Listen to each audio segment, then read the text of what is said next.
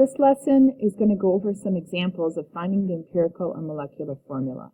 In order to be successful with this, you need to make sure you take out your empirical molecular formula notes with the example from the video that I've made. So the first step for solving empirical or molecular formula, in this case, I'm just asking you to solve for empirical, so we won't even need to solve for molecular. The first step is to change the percent to grams. Well, if it's already in grams, we don't need to do this. The second step on the notes were to convert the grams to moles. We can then convert the grams to moles, as we've done here. So I set up the dimensional analysis. Again, if you want to set up in proportions the way we've been taught as well, you're welcome to do that, which is an equal sign instead of a multiplication sign. We get the two values in moles from grams. The next step is to divide by the smallest number of moles. 3 is the smallest number of moles, so we've divided that by 3, and it equals to 1. And then my rounding of this to 6 equals to 2. So our estimated formula, or empirical formula, is NO2. Let's do another example. Let's do one back here. Determine the empirical formula of a compound made with 8.65 grams of iron combining with 3.72 grams of oxygen. Again, the first step is unnecessary because they are already in grams. So the next step for empirical formula is to convert grams to moles. We did that here for the work. So there's my setup for converting grams to moles, and we get the answer in moles. The next step is to divide by the smallest number of moles. So the smallest number of moles is this answer. And I showed you that I really didn't need all of these values passed, but I've included them for you. You absolutely don't need to use all this. You could truncate these values or round them.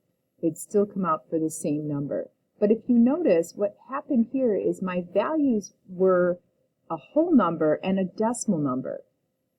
This is where the last step, that if you have a decimal value as your answer, you need to multiply to make it a whole number. Make it a whole number. So our whole number then, to make that a whole number, would be multiplying by 2. When I multiply by 2, I get 3 and then 2.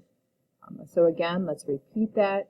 Convert to grams to moles, divide by the smallest number of moles, multiply to make a whole number if necessary. In this case, it is necessary. And then we can take our iron and put the subscript 2 down, and take oxygen and put the subscript 3. So let's find an example where we're asked, there we go, a molecule consists of 40% carbon, 6.7 hydrogen, and 53.3 oxygen. What is the empirical formula if the molecular mass is 60.05 grams per 1 mole? And what is the molecular formula? So I'm asking you here to find both. The first thing you need to do is to solve for empirical formula in order to solve for the molecular formula. So change the percent to grams and convert grams to moles, and then divide by the smallest number of moles. Let's do all that stuff that we've done prior. So we've done our empirical formula. Here we go. I'll show you this way. We've converted, made them into grams, converted grams to moles, divided by the smallest number of moles, and we got whole numbers. When we get the whole numbers, we wrote the empirical formula out. Then we can go on and we can figure out our molecular formula by dividing the molecular formula molar mass, which was given in the equation, by the empirical molar mass that we can calculate from here. Okay. So I'll show you the rest of this here. I've calculated the molar mass for my empirical formula, which is on the bottom. This is given in the equation to be the molar mass of these 3 atoms.